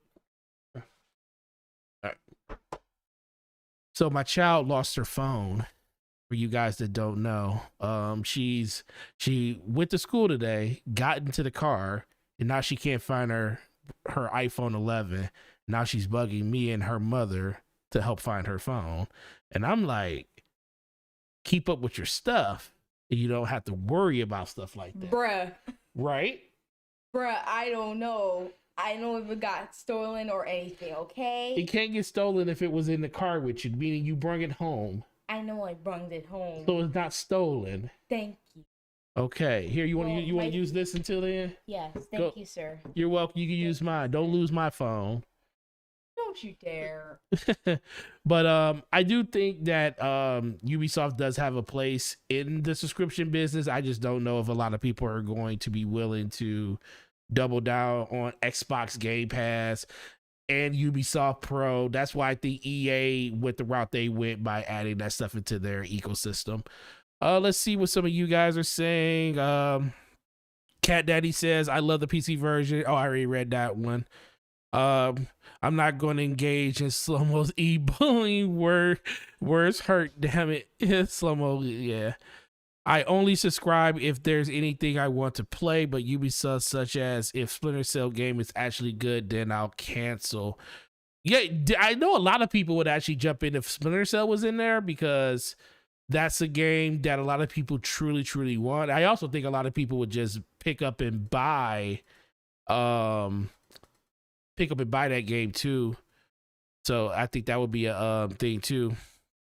Jayhawk says $15 probably wouldn't subscribe, but maybe they'll offer it in Game Pass Ultimate subscribers at a discount. Now that's a good idea. I do agree. You should get some type of perks, even if they don't give you the benefits of having that service inside of Game Pass. At least give you some type of discount on the subscription service by being in Game Pass, pretty much like how they do with like a lot of the different bonuses they give you. Like they have EA, what do they have in there? They have a discount on Disney Plus right now. They got some stuff like that in there for like the first couple of months. You can get YouTube Premium for 3 months free with your Game Pass subscription. So there's a lot of different ways that they can implement discounts for you to see if that's something that you're interested in. It just comes down to the value, honestly. And the one thing that a lot of people cannot deny is Game Pass has a lot of value. There's games coming in there every month. We're talking about 5 to 8 games a month. There's games always leaving it, but by the time a game leaves, it's been in there for so long, people got a chance to play it. And if you didn't play it, then that's kind of on you at that point. Let's see. Cat Daddy says, ooh, that's that pain. Friends wouldn't have had to turn those pockets inside out before I went home. You listen, man, look. And this is the funny thing. We turned on the Find My iPhone. See, we do like the hand-me-down method. Yeah, I'm back. Yo, yeah, shout out to you. Talking about iPhones? What is going on? Well, because my daughter came down here and got my phone because she lost hers. But yeah, she don't know where it is. But yeah, so Kat, we do the hand-me-down method in the house. So she gets my phone when my wife upgrades her phone, because my wife works for T-Mobile. So she always gets the newest thing because she's a manager at the store. So she has the 13 Pro Max right now. And I got her 13. I got her 12 Pro Max. So I took that. But you're still an outdated phone. But go ahead. Who, me? No, I don't care about it. I'm just taking a shot at iPhones because yeah, sure. their features are always old stuff that Android already had. But continue. You do realize that Android. Okay, whatever. We're not going to talk about this. But yeah, so she just can't find her iPhone 11 right now. That used to be my iPhone 11, and I don't know. It's here in the house, but she keeps saying someone stole it. I'm like, well, how did they steal it? If you came home with it, that means it was in the car with you. So she's flipping out right now trying to find that. But yeah, we're just still talking about the Ubisoft stuff. Let's see. That guy Smitty says Ubisoft games on sale too fast and they don't have enough to lock you into a subscription. I agree with that 100%. If it goes the way of EA Play route did, it's possible to get more people into the games. I'm just sick of them, so I won't play. I won't pay extra. I agree at that too. Bernard Miller says if Game Pass Ultimate got it at a 50% discount, I would think about it. And that was something that we did talk about, Slow-Mo. Game Pass a 15% discount on what? On like if you have Game Pass Ultimate, you get a discount on your EA on your Ubisoft Plus. And so you would be basically having two separate subscriptions. Well, it's already going to be two separate subscriptions. They did come out and already clarified that it's going to be a separate payment for that subscription. It is going to be. Well, that's because it's not in Game Pass right now. But I think if they added it into Game Pass, they're going to pretty much do. Oh yeah. What EA did, like okay, I had EA Play. I was spending like $30 a year for EA Play, which is way cheaper than what Ubisoft Plus is. Yes. On console, yes. Of course. Origin or EA Play Pro, EA Play Pro on PC is at the same pricing structure. Now, if they do something similar like that on consoles, what will happen if they put it in Game Pass is they would send you an email similar to what EA did for me, and they'd be like, "We are discontinuing EA Play on your Xbox. It is now going to be a part of Game Pass, which you have, and this is just a notification of that." I think if you had EA Play but you didn't have Game Pass, they would give you like a few months free Game Pass until that expired, and then you had the choice to continue Game Pass or cancel it. So essentially, you got like, because you had EA Play, you got some free months of Game Pass for that, but it was discontinued, and so it was put into that. So like that's how it works, and I think that's how they will likely do Ubisoft Plus as well. So if anything, I think the price might go up a bit. Right. For Game Pass Ultimate. No. Which some people might say, like, I don't even care about Ubisoft games, and you increasing the price on the version of Game Pass that I have. Like that might. Yeah, that's coming anyway. That's coming regardless, no matter what. But I think I'd rather have more Ubisoft games in there than them just raise it, even though that's the thing that's going to happen. I always assumed that Game Pass would go up in price eventually, but I thought it would be due to an increase in games, right? First party games being available in it, not Ubisoft games. So like once they started dropping stuff like Starfield and then Fable and then Avowed, then we're gonna start like, and then whatever else Bethesda's studios are doing. Then I thought that once they started hit that sweet spot of what they said they wanted, at least one AAA game available, launching in Game Pass on a quarterly basis. Once they were able to achieve that's when I thought, okay, now you're going to get the price increase, like $5 or $10 or something like that. And that, I mean, depending on how I like those games would determine how fine I am with that. But not for Ubisoft games. Right. Like, don't increase the price over that. I mean, I'm someone that will dabble in Ubisoft games. It's not as down on them as most people are, and even I don't want to spend more for that. Right. So. Yeah, it seems to be a lot of people say the same thing. Right now, Jayhawk says right now I have a backlog of about 7 to 8 Ubisoft games that I bought when they were on sale, and I still haven't played them. And then Cat Daddy says, yeah, the price is gonna go up by 2024. I agree. I just, even if they don't add any more um things to Game Pass outside of just games in general, they're gonna raise that price. And then Bernard Miller says Game Pass Ultimate with Ubisoft at $22.50 would be a thought. We can just throw numbers as much as we want out there, but who knows what Microsoft would actually do? Because you got to think Ubisoft ain't gonna do it out the kindness of their heart, just throwing that service on there. There's gonna have to be some type of monetary gain on their end, Right, to be able to right. do They're, it they're going to too. have to pay for that. They're going to have to be paying Ubisoft a likely monthly check, in order to get that service in there to have access for all those games Yeah, and the back catalog, as well as at some point, I think we're kind of both in agreement that brand new games likely won't do it, but like maybe like 2-3 months later, the newest Ubisoft game goes in, that kind of thing.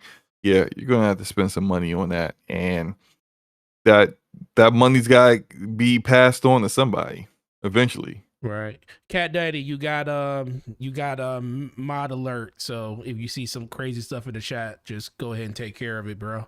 Oh man, I was just about to tell you the mod him. I was like, I was sitting, I'm looking at the thing. I was like, "Yo, Cat Daddy, just take care of it, bro. I know you got the power." But in general, I do. In You Jayhawk, got the touch. Oh, you my got the bad. Yeah, touch. it You just it got the just popped in my power. head. Yeah, you're right. For a person that don't like people singing. Hey, that wasn't singing, man. That wasn't singing. But That was- yeah, I think Jayhawk and what Jayhawk just said, I think is where we're kind of thinking, maybe a lesser version of Ubisoft service could be added to Game Pass, one that includes older games like EA Play. And I think that would be probably the safe bet if you just wanted to assume what they were going to do. But honestly, everybody would love to have the PC version of it. I don't know why they would do it, but Slow Mo did make a good point on most of the bread and butter when it comes to like the games that they sell are on a console basis, and they don't want to lose that window of sale when it comes to those people. So I agree with that.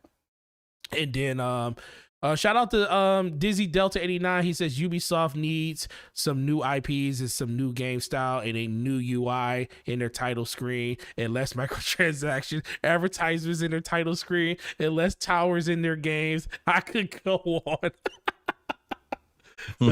No fact. Shout out to you, bro. That's a really good one. And then Brap, shout out to you, bro. Says great show. Gotta go to bed. Slow Mo, get the snow shovel ready again. How much snow y'all about to get, Slow Mo? I'm about to check that right real quick He said this because is something I didn't know about. no, I mean I knew about it. Matter of fact, it's going to start at 1 a.m. Eastern Standard Time. It's yeah, it's not okay. It's not as bad as the last one. The last one did on Monday did not start until like noon. No. It started. I'm sorry. It started early in the morning, but it didn't stop snowing until like 4 p.m. Wow. It was coming down really. I had a foot of snow last Monday. My back is still screaming at me about that. But looks like it's only going to snow from 1 a.m. to 4 a.m.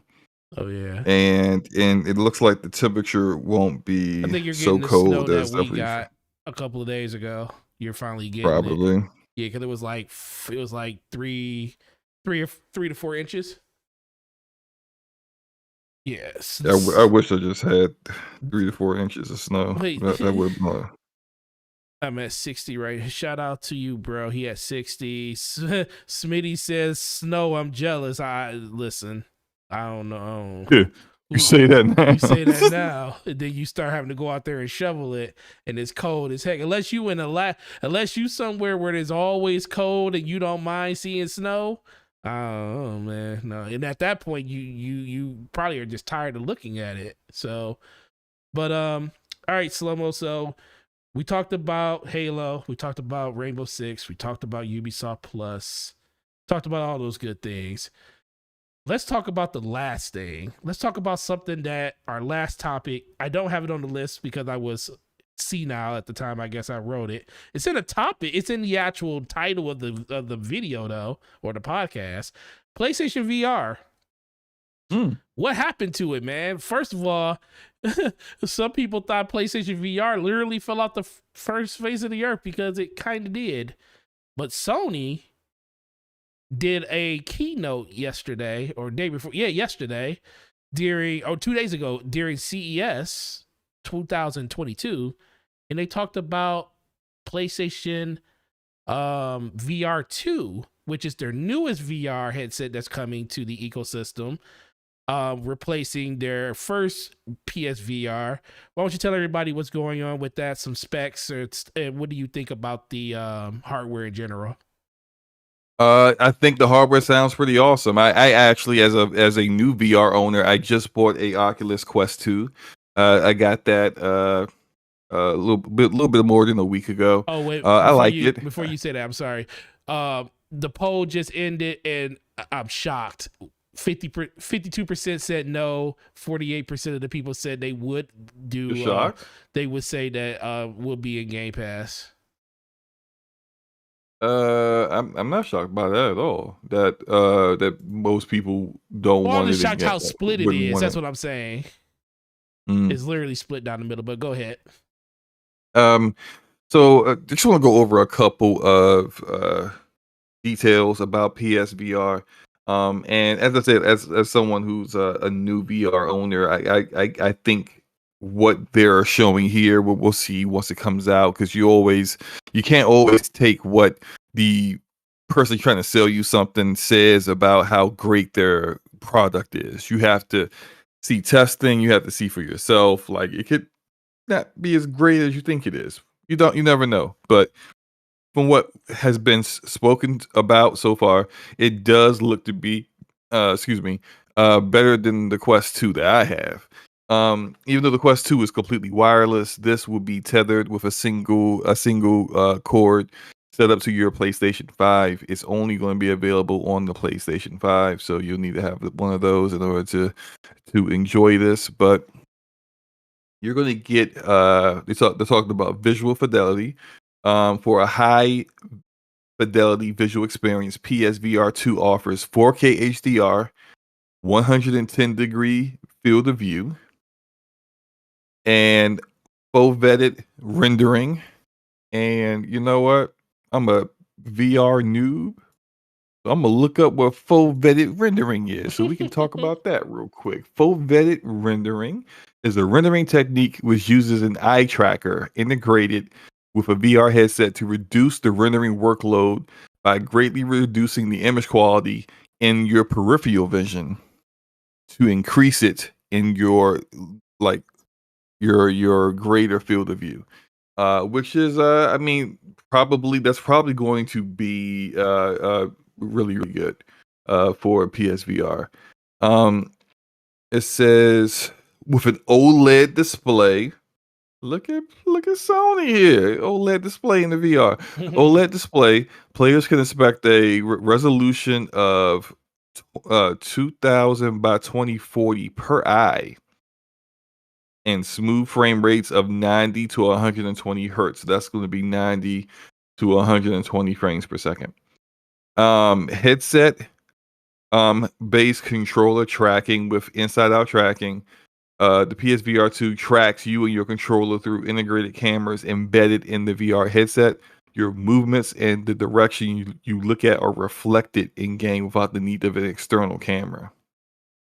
And let's see, you're going to have headset feedback. So you're going to get haptic feedback in your headset. 3D audio. And let's see here. And no, I think that's okay. That's about it, really. But I think that's pretty awesome. Like that's more than what I was expecting them to come with PSVR. Also makes me kind of feel like it's not going to be priced the same way that that PSVR 1 was priced. It's going to be more. I'm thinking like $400. Ooh, well, I mean, The initial one in the bundle with everything was $350. So 350. it was $350. Okay, I might need to bump that up then. Yeah, the initial one with the camera, the headset, 2 of the Move controllers. It had at least 1 to 2 pack-in games. That one was retailing for $250. I mean $350. Sorry, $350. 350. Okay. The Iron Man bundle, that was $350. Oh, okay. That come with the game. So all right. So like the Iron Man bundle's 350. The game is The what, game 50 was bucks? $40. 40. So like yeah, roughly $300 is what the first one was. This one being 400. Maybe four. They It did might. do a 50, so it could be 450. Slackrow in the chat thinks it might be $600. Now, this is something that I've said before, and I think they I need to sell it 1000. in a bundle if they're going to do that. Yeah, With but the also PlayStation 5. I don't think you want to price a product that is niche and in a growing market like that. I think the reason why up until now, because the Quest 2 now is probably the highest selling VR unit now. It's sold like anywhere between 8 to 10 million units for Facebook. But prior to that, the PSVR was the most successful VR unit, which I say success not in the sense that it was like hitting great numbers. It was just selling more than the Oculus and the HTC Vive. Mm-hmm. And most recently, the Valve Index, which is the $1,000 VR headset, has come out. That's the most powerful one that's out right now, and for good reason. This is nowhere near what the Valve Index does, but I think going anywhere above $500 is asking for trouble. Part of the reason why the PSVR was the best selling was because it was the cheapest. Yeah. And it could be used on PC if you wanted it to. So I think if they price it higher, too high, where now you're realistically competing with Oculus, which Oculus Quest might be like in a different market because as far as I'm concerned, you can't use an Oculus Quest on a PlayStation. I'm fairly certain you can't. No, you can't. It's linked to a PC. No matter, that's the only thing you can link it to. Yeah, it's wireless or it's PC. Those are your options. So it's not really a really direct comparison at all as far as what they're competing over. But when it comes to like, I'll take myself for example. I just bought a Quest 2. Mm-hmm. I don't know when this PSVR 2 is going to come out, but if it came out tomorrow, I'm not getting it because I just bought a headset. Yeah, you don't need it. Right. Well, I mean, here's the thing: is that's going to play different games. Like, I'm not going to be able to play the new Horizon game, which smart decision. You're taking a well-known IP that's growing. You're making a VR game that's built from the ground up for that game. That's smart. That's what you should be doing. You need to provide content for people to want to get into that this arena to try new experiences. And you can't do that with retooled versions of traditional games. Mm-hmm. Like I think probably the most popular in the past year game to have come out is Resident Evil 4 in VR, but that's Resident Evil 4. People played Resident Evil 4 years ago. Right. Like I mean, people feel it's a great game, but like that's not a VR experience. People want games that are built from the ground up for VR that take advantage of what VR does. And for if you are a manufacturer or a platform that's trying to sell it, you want to give people incentives to feel like I gotta get this VR headset so I can play this game. The draw has to be the game, not the specs, as impressive as they are. Right. So that's it. Like having a Horizon game's the first good start, but you need more than that. And but you do also have to take into account how people who are on a budget do accounting for these kind of things. It's different buying Horizon Forbidden West next month because that's $60. Right. Buying, I forgot what's the name of the game, Horizon Call of the Mountain isn't $60 or whatever the price is going to be. Mm-hmm. It's the price of the headset plus $60. So that's instead of just spending $60, you're spending like to play that game, you're really spending like $460 or $560 or whatever the price is plus the headset. And so you really need to kind of create an experience where people feel they compelled to spend that kind of money in order to get into it. I think Half-Life Alex is a perfect example of that because on the PC side of things, people saw Half-Life Alex and never seen a game in VR that looked like that. And plus, it had the name Half-Life connected to it, which is a very popular IP. Very The popular. people even complete misconceptions of what could run it, went and bought $1,000 Valve Index to play that game.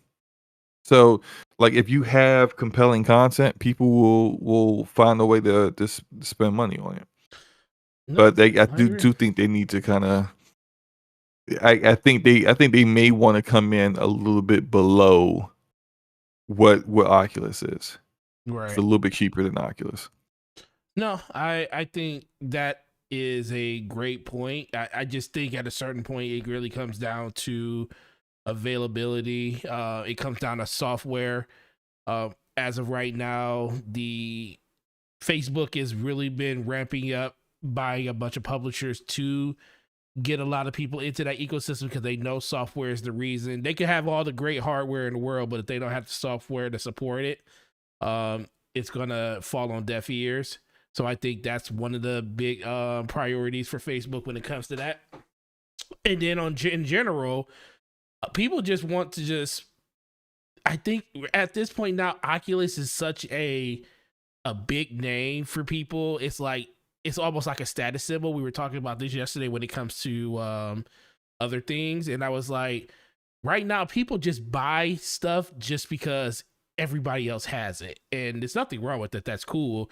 I think that's another reason why a lot of people are going out and buying VR headsets because VR has never been a mainstream item, but it feels like it's getting there. Like it would never be as mainstream as like buying a PlayStation or buying an Xbox or just going to a movie theater and watching, anything like that.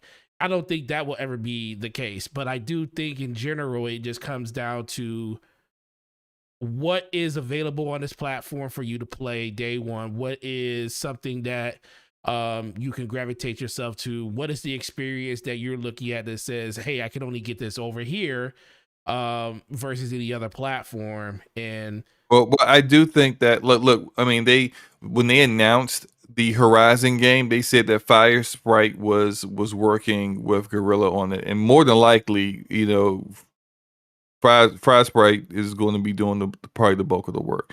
This is what they acquired the studio for. Sony acquired studios to work on specific content for them. That their approach to studio acquisition has been a little bit different than Xbox. Xbox has been acquiring content, or acquiring studios for content to put into Game Pass, and as diverse and as high quality of content that they can do. Launching available in that service. Sony's been a little bit different, where they have been acquiring studios for specific things. They acquire you're showing Returnal footage right now. They acquire Housemarque, because Housemarque provided a different gameplay experience than what their current studios were providing. They acquired Firesprite for VR. They acquired Nixxes for PC ports. This is what they're doing. They're acquiring developers to do very specific things for them and fill in areas where they have a need. And it wouldn't surprise me if they continued that further. But like they're going to have, and they already have VR studios as first party studios anyway. So this is how you do it. I mean, like Oculus. I mean, when Valve has their internal studios making stuff like Half-Life Alex. Facebook acquired Ready at Dawn, the developer that did the Order 1886, and they've done Lone Echo 1 and 2. So you acquire developers to give you the kind of content that you need, because how else are you gonna attract people to your platform. If you have all the same games as everyone else have, which is the same rehab Borderlands 2 in VR. Like everyone has Borderlands 2 in VR. So like you need to have something different that no one else has. Right. And I think that's the way you attract people to your platform. So I think that's what they're doing, and I can't wait to see how it performs. I might get one, just not no time soon because I got a Quest 2. And by that And time, who knows what Quest is going to have out there? They might make it irrelevant at that point. true. Mm-hmm. So it's gonna only time will tell when it comes to that. And but I'm happy because you know what? It will bring more competition to the VR market. We Oculus can only get better because the PlayStation VR2 is coming out. Once they start seeing what they can implement in their technology, then when that Quest 3 comes out, or whatever type of firmware or software updates they could do to the Quest to actually make it more functional is always going to be a plus. And I still think the fact that the Quest is completely wireless, untethered, if you want it to be, is still a game changer compared to the PlayStation VR2 having the one USB cable. Now, yes, it's just one cable, but it's still a tethered experience. I don't really think that's that big a deal. My Quest 2, some games, the more demanding games, You want to have tethered anyway. Yeah, I need to have it tethered to my PC to play them. Lone Echo, I can't play Lone Echo wireless. I mean, I could play it wireless if I have it 5 gigahertz wirelessly connected to my PC. But I went and bought a somewhat expensive Oculus cable to do that tethered because there'll be way less latency and issues that way. Although, hey, I had Best Buy gift cards. I basically only paid like $15. Anyway, I do think that Slackrose says Quest 3 specs got leaked and it looks pretty great. See, look, they're going to be. That's how technology is. The advancements will continue, and things will continue to get better. Like the next the PSVR 3 is going to be blowing all the stuff that we just saw today away. So you know how it is, man. Definitely. Well, sir, it's been 2 hours, and it's good to be back here with the fellas and with the chat. Chat's been amazing, by the way. Appreciate all of you guys. And in general, man, it's just been it's been a crazy 2021, and hopefully everybody's 2022 has started off in with some great news and announcements and stuff. I'm praying for everybody out there. Just make sure you stay safe in everything that's going on. We got this variant running around making people's lives a living hell, and so definitely take care of yourself out here because it's not gonna slow down. Because guess what? All the people in this chat, we understand what's going on, but the people out there in the regular world, that world that is outside of this Twitter sphere and this YouTube sphere, those people crazy. They just out here just acting like none of this stuff's going on. So make sure you take care of yourselves, and we truly appreciate you. Slow-mo, my man's homie, I missed you. We probably you too, man. We probably gonna play some Halo after this. I can already see it in my future unless you're gonna fall asleep like you're playing Death Stranding. I don't know what's up with you. No, Halo's not Death Stranding. I should be good to go. I did real quick want to say just like a big thank you to everybody that came through. Glad to see you guys back again. 2022 is going to be a great year. I can feel it. I can feel it in my bones, my hollow bones, my bird bones, as Luca would say. But no, we're going to have a great time this year, and I just shout out to everybody that came through and watched the show and participated in the chat. You guys are awesome. Love you guys, and hope you guys have a great week. Enjoy your games, man. Yeah, definitely. DPS podcast will be back next week. It will be on Slow-Mo's channel. It feels like it's been a month since it's been over there. That's because it has been a month since it's been over there. Yeah, almost a month. Yeah. Also, here we go. This Saturday I will be streaming the first time I ever play a From Software game. It will be the Demon Souls remake on PlayStation 5. I'll be streaming that this Saturday. The time, I don't quite know the time yet. There's some things I mean, look, I love my kids, but the in-laws gonna have my kids for the weekend, so that's great. That is but great. but I do have a few things to take care of to knock off on my my list of tasks to take care of over the weekend. But once I get those things out the way, I'll have the rest of the day to bang my head against the wall and get bodied in Demon Souls. So come on through. Look out for that notification when I go live. It's on twitch.tv// Come on through. Follow the channel if you aren't following quite yet, and enjoy. Yeah, definitely. And if you're new to the channel, please hit the like button on your way out. Hit the subscribe button too. We do this every other week on this channel, and like I said, DPS will be on Slow-Mo's channel. So check the description for his stuff. You'll be able to go over there and sub to the channel so you don't miss anything. And make sure you follow the DPS podcast Twitter account. I will have that link down in the description for you too as well, so you guys can check that and you can know exactly when we got stuff going on over there. And we'll have the podcast up on Anchor and then have it distributed to all your favorite various. Yeah. I need to say that, it will be okay. So to make sure so I'm gonna give you my I'm gonna get because Slow-Mo gave his bucket list for 2022 kind of early. I'll tell you what mine is to stop procrastinating and do stuff exactly when it needs to be done. So okay. I will be reminding you. I'm gonna hold you to it. That is my goal. So this podcast, as soon as I wake up in the morning, I'm gonna check to see if it's up. And if it's up, I'm literally gonna sit at my computer and make sure that the audio versions are tweeted out before I go to work tomorrow. Because if I don't do it then, chances are it's gonna fall into the weekend and I can't be doing that no more. So appreciate everybody that came through, and once again, Cat Daddy, Sly Crow, that guy Smitty, Fuzzy Belvedere, check your DMs on Twitter.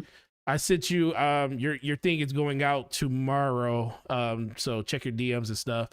And then everybody else in the chat, man, really appreciate you guys, and have a safe and great weekend, and we will see you guys next week. Peace.